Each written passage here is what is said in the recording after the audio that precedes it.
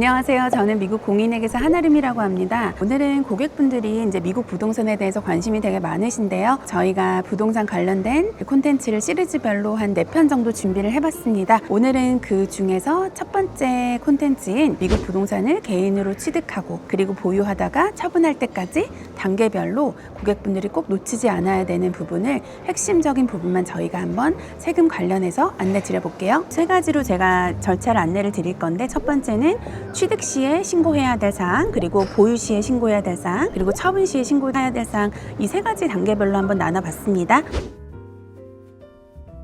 회계사님, 한국인도 미국 부동산을 개인 명의로 살 수 있나요? 맞아요. 미국 영주권이나 시민권이 없어도 미국 기준 비거주자 외국인들도 미국 부동산 당연히 취득도 가능하시고요.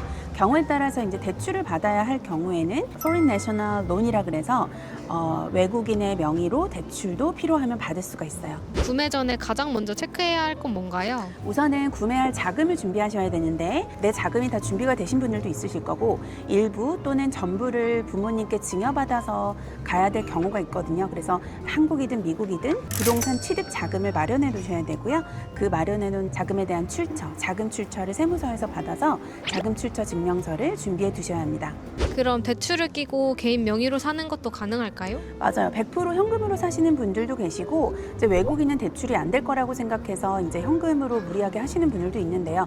물론 이제 외국인 대출 자체가, 그리고 현재 미국의 모기지 이자가 워낙 금리가 높기는 하지만 그래도 경우에 따라서 대출을 받아서 하려고 하시는 분들도 계시거든요. 그래서 외국인 대출도 가능하다. 소셜 시큐리티 넘버가 없어도 가능하다. 그리고 미국의 그 크레딧 스코어가 없어도 가능은 하지만 일반적으로는 조금 더 높은 이율을 받으실 수밖에 없다는 점은 감안해 주셔야 될 것 같습니다. 계약서의 이름은 어떻게 써야 하나요? 계약서 이름은 우선은 신분을 증명할 수 있는 서류 자체는 현재는 한국적으로 된 여권이기 때문에 그 여권에 적혀져 있는 이름, 영문 명의로 정확하게 계약서를 작성하셔야 되고, 일단 계약서 자체에 들어간 이름 자체가 나중에 신분을 증명할 수 있는 여권으로 해서 송금을 하기 때문에 나중에라도 이름이 매치가 안 되면 되게 복잡해지거든요. 그래서 여권에 있는 정확한 first name, 그리고 middle name, 그리고 last name을 정확하게 기입하셔서 계약서가 처음부터 작성이 돼야 되고요. 우선은 계약서 자체, 지금은 개인 부분이긴 하지만 이 단계에 있어서 개인으로 할지 법인으로 할지 명의를 결정을 하시게 되는데, 그건 저희가 2번째 콘텐츠에서 좀 자세하게 말씀드려 볼게요. 자, 그러면은 2번째로는 보유, 유지 단계에 있어서 부동산을 보유하고 또 유지 단계에 있어서 하셔야 될 부분을 한번 질문을 드려볼게요. 그럼 집을 사고 난 후 소득이 없어도 세금 신고를 해야 하나요? 우선은 보유 단계에 있어서 세금 신고 자체는 임대 소득이 발생할 경우만 신고를 하시면 돼요. 미국은 일반적으로 전세라는 개념은 없으시고 이제 월 임대 소득이 발생을 하시거든요.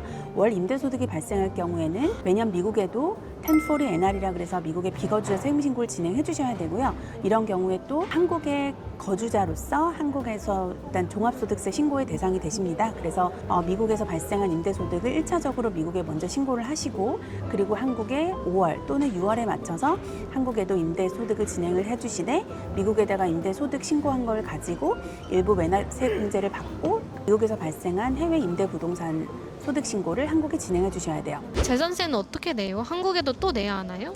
한국인들이 보통 이 부분을 좀 혼동을 하시는데요. 미국의 부동산세는 property tax라고 부르거든요. 그래서 요거는 1년에 2번에 걸쳐서 미국에만 납부하시면 되고요. 보통 비를 저희가 이 빌로 받을 경우가 있어요. 이메일로 받거나 아니면 내 계좌에서 자동으로 빠져나가도록 세팅을 해놓으면 놓치지 않고 마감일에 맞춰서 마감일 전에 납부하게 되면 페널티가 없거든요. 그래서 좀 잊어버리는 게 좀 많으시다, 나는 이걸 잘 못 챙기겠다라고 하시는 분들은 카운티에 들어가셔서 보통 아이디랑 패스워드를 만드셔서 재산세 납부를 내 통장에서 자동 납부가 되도록 세팅해 놓으시는 게 가장 좋으시고, 또 이 경우에는 그 재산세가 충분히 납부될 금액이 잘 유지가 되고 있는지 나의 어카운트도 잘 관리하시는 부분도 좀 중요한 것 같고요. 한국에는 따로 납부하실 필요는 없으시고요. 그래서 매년 미국에다가만 재산세 납부 의무사항이 있으시다는 거, 마감일 전에 납부하셔야 된다는 거 기억하시면 좋을 것 같고요. 자, 그러면 마지막 단계로 가장 중요한 부분인데, 부동산을 처분하기로 결정을 하셨을 때 부분이에요. 그래서 이 부분은 이제 세금과도 관련, 그리고 원천징수 부분과도 연관이 되기 때문에 미리미리 챙겨야 될 부분들이 있거든요.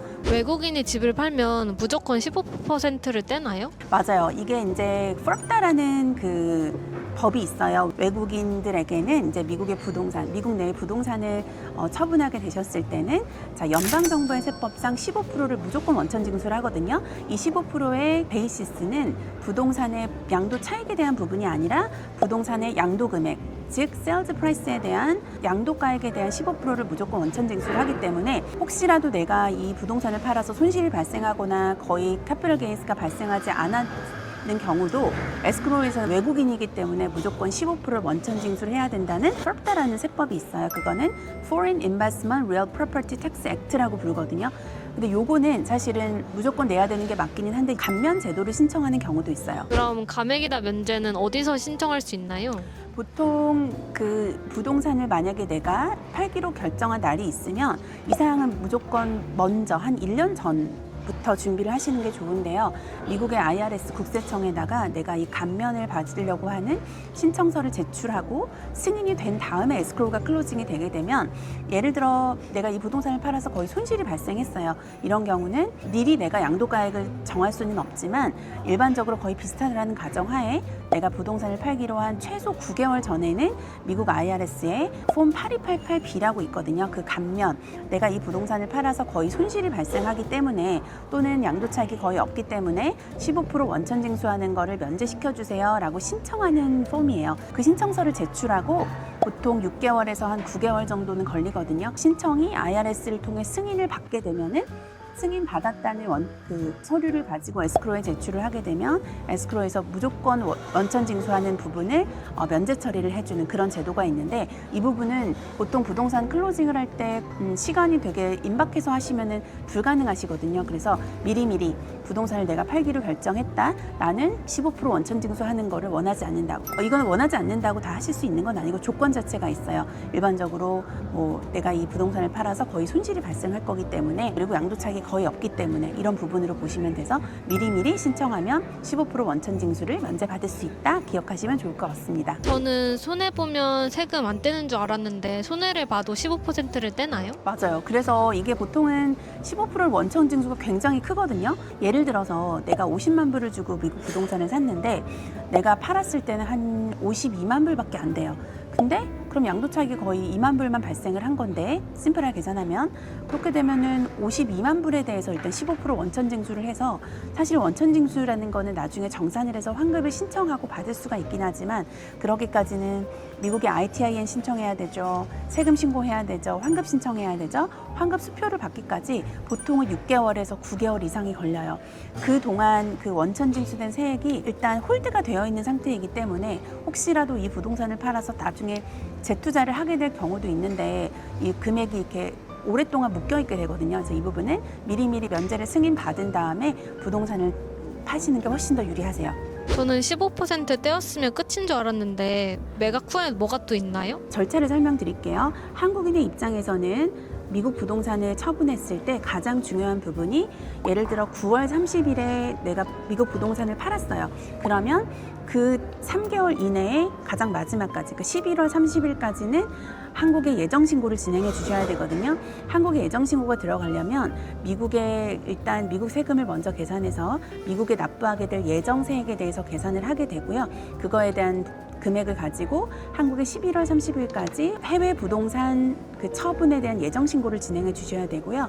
그 다음 해에 1월이나 2월까지 미국 부동산 관련된 처분에 대한 그 소득세를 미국에 먼저 확정 신고를 진행해 주시고 그 다음에 한국에다가 5월 31일까지 확정 신고를 진행해 주는 이런 4가지의 절차가 필요하거든요. 그래서 이런 부분들에서 조금만 늦어져도 페널티가 많기 때문에 기억하셔야 될 게 미국의 계산이 먼저 그리고 한국의 예정 신고가 그 다음에 미국 신고를 1월 30일까지 하시고 그 다음에 5월 31일까지 한국의 확정 신고를 통해서 세금을 정산하시면 된다고 보시면 돼요. 그래서 오늘은 한국인들이 개인 명의로 미국의 부동산을 취득하고 그리고 보유 단계에 있어서 그리고 처분했을 때 각 단계별로 이제 세금 관련된 그런 부분에 놓치기 쉬운 부분에 대해서 저희가 좀 짚어봤는데요. 기억하셔야 될 거 말씀을 드릴게요. 일단 외국인 투자세법에 따라서 15%는 무조건 연방세법상 원천 징수를 하게 되어 있는데 이 15%에 대해서 우선 외국인이면 무조건 떼는 거긴 하지만 부동산을 팔아서 손실이 발생하거나 거의 양도차익이 발생하지 않는다라고 하면 미리 사전에 9개월 전에 IRS 국세청을 통해서 면제 처리를 받을 수 있다. 그래서 이 부분은 미리 준비하시면 줄일 수 있다는 점 기억하시면 좋을 것 같고요.